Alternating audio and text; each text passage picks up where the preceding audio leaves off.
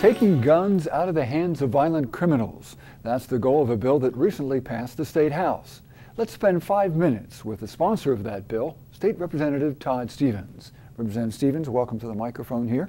And we're glad to have you in our studio to talk about your legislation. Thank you so much for having me. Absolutely. It should be noted that your bill that relates to guns and getting after felony offenders to make sure they don't get their hands on guns passed the House overwhelmingly by a vote of 190 to 7. Absolutely. No small feat. How did that come about? You know, I worked very hard with members on both sides of the aisle to make sure that this bill moved through swiftly and cleanly.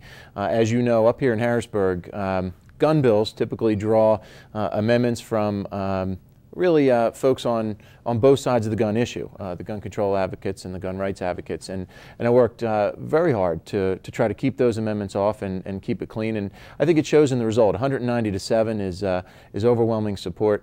The other big thing I think that helped was the unwavering support of the law enforcement community statewide. The FOP, the DA's Association, the Chiefs of Police, I mean, they all support this bill.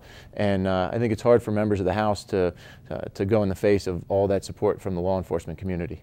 Let's talk about the specifics of your bill.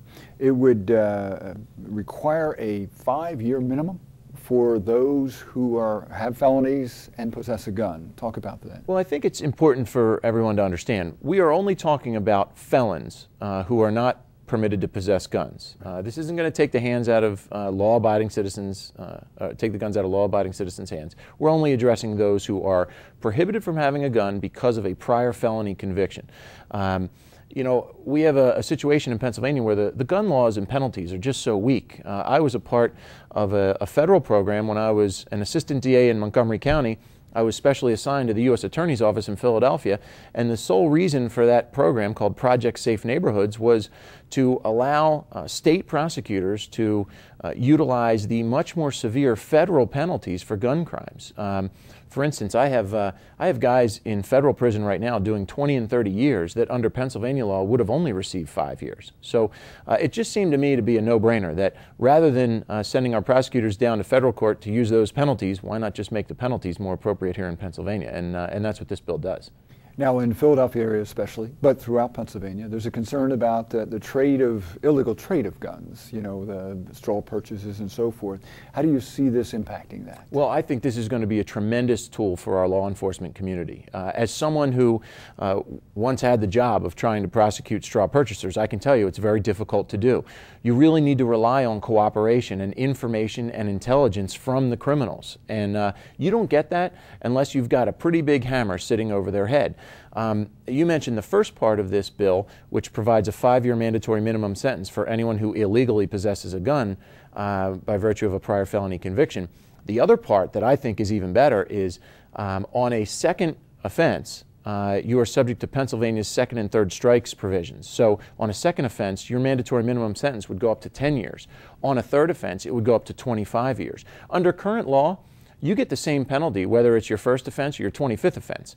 Well, you know what? I think we need to up the ante on these criminals. And when you have a 5, a 10, or a 25-year mandatory minimum prison sentence hanging over your head because you illegally possessed a gun, you're far more likely to tell the prosecutors and the police how it was you got that gun so that they can really get at the heart of the problem, which is those that are going out, the straw purchasers that are buying the guns and putting them in the hands of these criminals. What do you see as the prospects of your bill? And it's got to move on to the Senate now and the governor. What do you see chances? Well, I'm encouraged. I mean, the governor's a former attorney general, and he certainly understands the issues of senseless gun violence, especially down in Philadelphia and the urban areas across the state. I haven't had specific commitment from the administration yet, although I've had some conversations with them, and we're taking a look at it. There are some bills moving this week that I think might be ripe for an amendment, where I could amend my language into some other bills that are moving. And I am having some conversations with the Senate as well. So I'm encouraged. I think that there is a real momentum for this piece of legislation, and I think it'll be well received once folks have time to sit down and really digest it. Great to hear it. Thank you, Representative.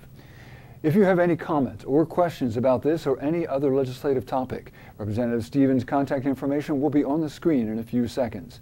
Thanks for spending 5 minutes with State Representative Todd Stephens.